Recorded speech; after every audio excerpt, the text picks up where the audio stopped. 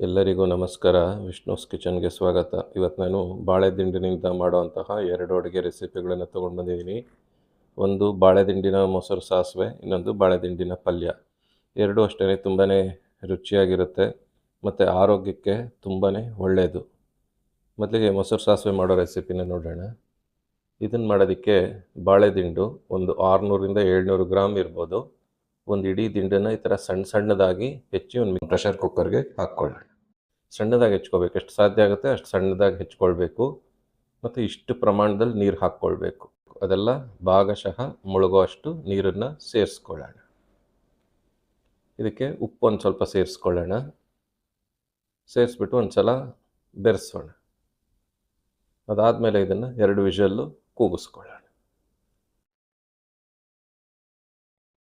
ಈ 2 ವಿಷಲ್ ಕೂಗಿದ ಮೇಲೆ ಈ ಕುಕ್ಕರ್ ಓಪನ್ ಮಾಡ್ಕೊಳ್ಳೋಣ. ಓಪನ್ ಮಾಡಿಬಿಟ್ಟು ಇದನ್ನು ಬಸಿಯೋಕ್ಕೆ ಹಾಕಿ ಪಕ್ಕ ಇಟ್ಬಿಡೋಣ. ಇದರಲ್ಲಿರೋ ನೀರನ್ನೆಲ್ಲ ಬಸ್ಕೊಳ್ಳೋಣ. ಈ ನೀರನ್ನೇನು ವೇಸ್ಟ್ ಮಾಡೋದು ಬೇಡ. ಮತ್ತು ನಾವು ಬೇಕು ಅಂದಾಗ ಉಪಯೋಗಿಸ್ಕೊಳ್ಬೋದು.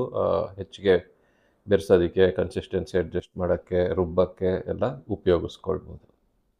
ಇದನ್ನು ಬಸಿದ್ಬಿಟ್ಟು ಈ ಥರ ಪಕ್ಕ ಇಟ್ಕೊಳ್ಳೋಣ. ಈಗ ಒಂದು ಮಿಕ್ಸರ್ ಜಾರ್ ತೊಗೊಳ್ಳೋಣ. ಈ ಮಿಕ್ಸರ್ ಜಾರ್ಗೆ ಒಂದು ಅರ್ಧ ಕಪ್ಪಷ್ಟು ಹಸಿ ಕಾಯಿ ತುರಿ, 1-2 ಹಸಿಮೆಣಸಿನ್ಕಾಯಿಯನ್ನು ಸೇರಿಸ್ಕೊಳ್ಳೋಣ. ಇದಕ್ಕೆ 1 ಟೀ ಸ್ಪೂನಷ್ಟು ಸಾಸಿವೆ ಸೇರಿಸ್ಕೊಳ್ಳೋಣ.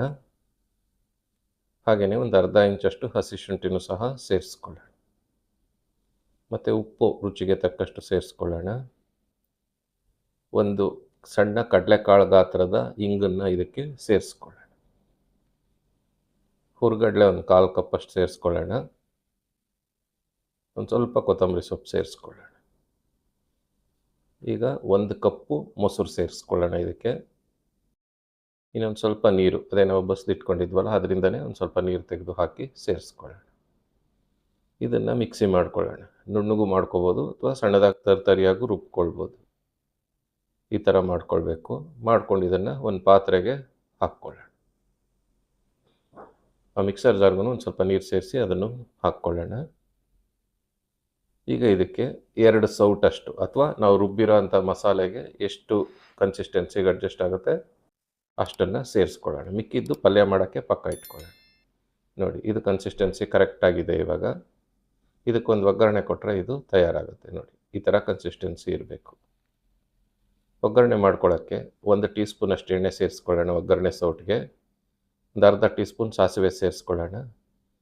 ಸಾಸಿವೆ ಎಲ್ಲ ಚಟ್ಗುಡ್ತಿದ್ದಂಗೆ ಇದಕ್ಕೆ 1 ಎಸ್ಳು ಕರಿಬೇವು ಸೇರಿಸ್ಕೊಳ್ಳೋಣ. 1 ಒಣಮೆಣಸಿನ್ಕಾಯಿನೂ ಸಹ ಸೇರಿಸ್ಕೊಳ್ಳೋಣ. ಇಷ್ಟೇ. ಇಂಗು ಎಲ್ಲ ನಾವು ಮೊದಲೇ ಹಾಕಿದ್ದೀವಿ, ಹಾಗಾಗಿ ಇನ್ನೇನು ಇದಕ್ಕೆ ಹಾಕೋ ಅಷ್ಟಿಲ್ಲ. ಈ ಒಗ್ಗರಣೆನ ಈ ಕಾಯಿ ಸಾಸಿವೆಗೆ ಸೇರಿಸೋಣ. ಸೇರಿಸ್ಬಿಟ್ಟು ಇದನ್ನೆಲ್ಲ ಒಂದು ಸಲ ಬೆರೆಸಿ ತೆಗೆದಿಟ್ಕೊಂಡ್ರೆ ಈ ಮೊಸರು ಕಾಯಿ ಸಾಸಿವೆ ಬಾಳೆ ದಿಂಡಿಂದು ತಯಾರಾಗುತ್ತೆ. ಏನಂದರೆ ಸಾಸಿವೆ ರುಚಿ ಒಂದು ಹಸಿ ವಾಸನೆ, ಒಂಥರ ಫ್ಲೇವರ್ ಇರುತ್ತೆ. ಅದು ಯಾರಿಗಾನ ಇಷ್ಟ ಆಗಿಲ್ಲ ಅಂದರೆ ಒಂದು ಸ್ವಲ್ಪ ಕಮ್ಮಿ ಹಾಕ್ಕೊಳ್ಬೋದು. ಯಾವಾಗಲೂ ಆರೋಗ್ಯಕರ ರೆಸಿಪಿಗಳು ಒಂದು ಸ್ವಲ್ಪ ರುಚಿ ಕಡಿಮೆ ಇರುತ್ತೆ. ಈಗ ಪಲ್ಯ ಮಾಡೋಂಥ ರೆಸಿಪಿನ ನೋಡೋಣ. ಪಲ್ಯನೂ ಅಷ್ಟೇ ತುಂಬಾ ರುಚಿಯಾಗಿರುತ್ತೆ, ತುಂಬ ಆರೋಗ್ಯಕ್ಕೂ ಸಹ ಒಳ್ಳೆಯದು. ಏನಂದರೆ ಯಾವಾಗಲೂ ತಿಂದಿರೋ ಇರೋರಿಗೆ ಇದು ಗೊತ್ತಾಗಲ್ಲ, ಏನೋ ಬೆಂದಿಲ್ವೇನೋ, ನಾರಿದೆಯೇನೋ ಹಾಗೆ ಅಂತ ಅನಿಸುತ್ತೆ. ಬಟ್ ತುಂಬ ಚೆನ್ನಾಗಿರುತ್ತೆ. ಈಗ ಇದನ್ನು ಮಾಡ್ಕೊಳ್ಳೋಕ್ಕೆ 1 ಟೇಬಲ್ ಸ್ಪೂನಷ್ಟು ಎಣ್ಣೆನ ಒಂದು ಪ್ಯಾನ್ಗೆ ಹಾಕ್ಕೊಳ್ಳೋಣ. ಅದಕ್ಕೇ ಒಂದು ಅರ್ಧ ಟೀ ಸ್ಪೂನಷ್ಟು ಸಾಸಿವೆ ಸೇರಿಸ್ಕೊಳ್ಳೋಣ. ಮತ್ತು 1 ಟೀ ಸ್ಪೂನ್ ಕಡಲೆಬೇಳೆ, 1 ಟೀ ಸ್ಪೂನು ಉದ್ದಿನಬೇಳೆನೂ ಸಹ ಸೇರಿಸ್ಕೊಳ್ಳೋಣ. 1 ಎಸ್ಳು ಕರಿಬೇವನ್ನು ಸಹ ಸೇರಿಸ್ಕೊಳ್ಳೋಣ. ಹಾಗೆ 1-2 ಒಣಮೆಣಸಿನ್ಕಾಯಿ ಈ ಥರ ಚೂರು ಮಾಡಿ ಇದಕ್ಕೆ ಸೇರಿಸ್ಕೊಳ್ಳೋಣ. ಇದನ್ನೆಲ್ಲ ಚೆನ್ನಾಗಿ ಎಣ್ಣೆನಲ್ಲಿ ಒಗ್ಗರಣೆ ಬಾಡಿಸ್ಕೊಳ್ಳಿ. ನಾವು ಇವಾಗ ದಿಂಡೆಲ್ಲ ಬೇಯಿಸಿಟ್ಕೊಂಡಿರೋದ್ರಿಂದ ಒಗ್ಗರಣೆ ಮಾಡಿಕೊಂಡ್ರೆ ಪಲ್ಯ ರೆಡಿ ಆಗುತ್ತೆ. ಒಂದು 1/4 ಟೀ ಸ್ಪೂನ್ ಹಿಂಗೆ ಹಾಕ್ಕೊಳ್ಳೋಣ. ಮತ್ತು ನಾವು ಬೇಯಿಸಿ ಉಳಿಸಿಟ್ಕೊಂಡಿದ್ವಲ್ಲ ಕಾಯಿ ಸಾಸಿವೆ ಮಾಡಿ, ಆ ಬಾಳೆ ದಿಂಡನ್ನೆಲ್ಲ ಬೇಯಿಸಿರೋದು ಇದಕ್ಕೆ ಸೇರಿಸ್ಕೊಳ್ಳೋಣ. ಮೇಲೆ ಒಂದು ಅರ್ಧ ಕಪ್ಪಷ್ಟು ಅಥವಾ 1 ಕಪ್ಪು ಕಾಯಿ ತುರಿ ಸೇರಿಸ್ಕೊಳ್ಳೋಣ. ಒಂದು ಸ್ವಲ್ಪ ಉಪ್ಪಿನ ಪುಡಿ ಮೊದಲು ಹಾಕಿರ್ತೀವಿ, ನೋಡ್ಕೊಂಡು ಹಾಕ್ಕೊಳ್ಬೇಕು.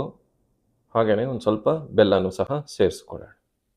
ಸೇರಿಸ್ಬಿಟ್ಟು ಇದನ್ನೆಲ್ಲನೂ ಸಣ್ಣ ಉರಿನಲ್ಲಿ ಚೆನ್ನಾಗಿ ಬೆರೆಸ್ಕೊಳ್ಬೇಕು. ಕಾಯಿ ತುರಿ ಇದು ಎಲ್ಲ ಚೆನ್ನಾಗಿ ಬೆರ್ಕೊಳ್ಳೋ ಥರ ಒಗ್ಗರಣೆ ಜೊತೆಯಲ್ಲಿ ಚೆನ್ನಾಗಿ ಬೆರೆಸ್ಕೊಳ್ಬೇಕು. 1 ನಿಮಿಷ 2 ನಿಮಿಷ ಚೆನ್ನಾಗಿ ಕೈ ಆಡಿಕೊಳ್ಬೇಕು. ಆಮೇಲೆ ಸ್ಟವ್ ಆಫ್ ಮಾಡಿಬಿಡೋಣ. ಸ್ಟವ್ ಆಫ್ ಮಾಡಿದ್ಮೇಲೆ ಒಂದು ಅರ್ಧ ನಿಂಬೆ ಹಣ್ಣಿನ ರಸನ ಇದಕ್ಕೆ ಸೇರಿಸ್ಕೊಳ್ಳೋಣ. ಮತ್ತು ಸಣ್ಣದಾಗಿ ಹೆಚ್ಚಿರೋಂಥ ಕೊತ್ತಂಬರಿ ಸೊಪ್ಪು ಒಂದು ಸ್ವಲ್ಪ ಸೇರಿಸ್ಕೊಳ್ಳೋಣ. ಈ ಥರ ಸೇರಿಸ್ಬಿಟ್ಟು ಇದನ್ನು ಚೆನ್ನಾಗಿ ಬೆರೆಸಿ ತೆಗೆದಿಟ್ಕೊಂಡ್ರೆ ಈ ಒಂದು ಬಾಳೆ ದಿಂಡಿನ ಪಲ್ಯನೂ ಸಹ ತಯಾರಾಯಿತು.